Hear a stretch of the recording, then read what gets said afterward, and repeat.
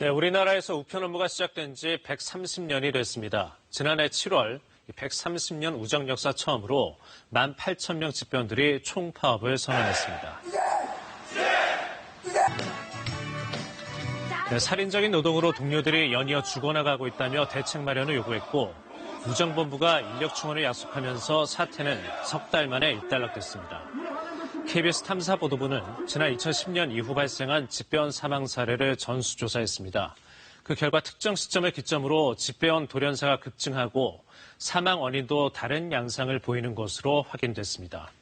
더 심각한 것은 우정본부 측이 사망의 원인을 은폐하려 한다는 의혹입니다. 약속된 인력 충원도 제대로 이뤄질지 의심스러운 상황인데요. 9시 뉴스는 오늘과 내일 이틀 동안 집배원 과로사 문제를 심층 보도합니다. 오늘은 먼저 계속되는 집배원 과로사의 실태를 강병수, 임재성 기자가 차례로 전해드립니다.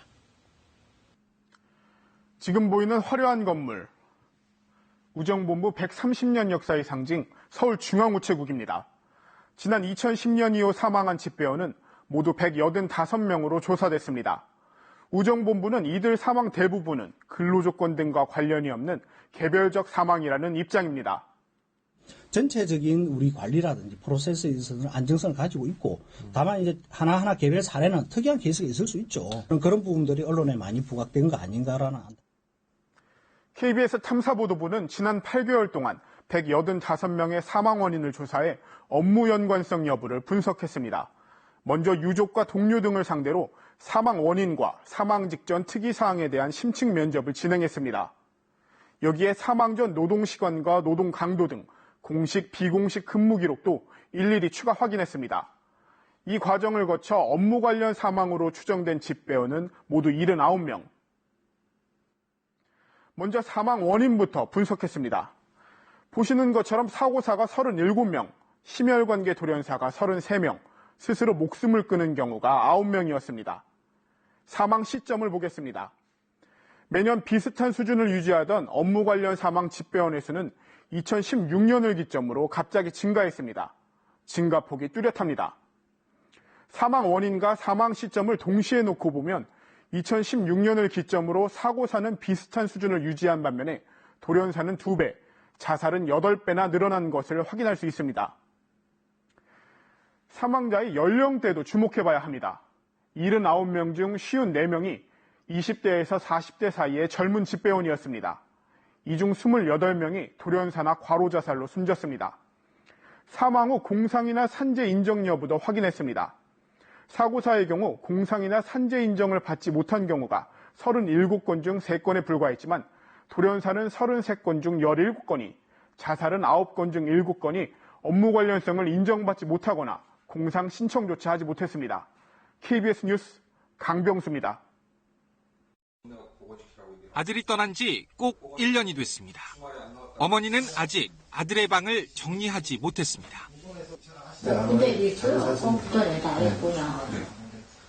지난해 5월 비정규직 집배원 이은장 씨가 잠을 자다 숨졌습니다. 34살, 정규직 신청 바로 전날이었습니다. 이번에 정시직은 무조건 되니까 꼭 돼야 된다고, 됐으면 좋겠다고 그렇게 얘기를 많이 했었거든요. 부검 결과 사망 원인은 청장년 급사 증후군. 하루 배달 물량은 1,200여 건, 이동거리도 하루 평균 100km에 달했습니다. 하루 이동거리는 한 9km 나오고요. 그래서 오토바이를 많이 타가지고 요즘 허리가. 다음날 배달 물량을 집으로 가져와 분류하는 일이 다반사였습니다. 저녁에 못다 한 거 시간을 맞춰 이제 퇴근을 해야 하니까 집에 가져왔어 하더라고. 상사의 이삿짐을 나르고 반려견 뒤처리까지 했습니다. 직원들한테 방송국에 인터뷰는 하지 마라. 입단속 시키고 이상해가지고 가봤더니 저희가 자료 요청했던 CCTV 자료는 백업은 하나도 안 돼 있고. 하지만 초과 근무를 신청하는 것도 우체국은 막았습니다. 석 달 뒤인 8월에는 경기 가평우체국 계약직 집배원 44살 성모 씨가 숨진 채 발견됐습니다. 119입니다. 무엇을 도와드릴까요? 비가 보여요. 어디에서 비가 보여요? 집에서 누워있어요. 성 씨의 사망 원인 역시 급성 심장사였습니다. 맥주 52이었나? 아마 대한민국에서 직관중에서 그렇게 얘기하면 없을 거예요. 하지만 성 씨의 배달 거리는 월 평균 1,500km가 넘었습니다. 신용카드 이용 내역을 확인했더니 열흘 중 엿새는 점심을 걸은 것으로 추정됩니다. 아침에 엄청 미리 2시간, 1시간 정도 전에 치운다. 비정규직의 경우 법상 주말 근무를 할 수 없었지만 KBS가 확보한 CCTV에는 거의 매주 나와 일을 했습니다. 올해 1월과 2월에도 심장마비 등 과로사로 추정되는 사망은 2명, 이 중 1명이 35살 젊은 집배원이었습니다.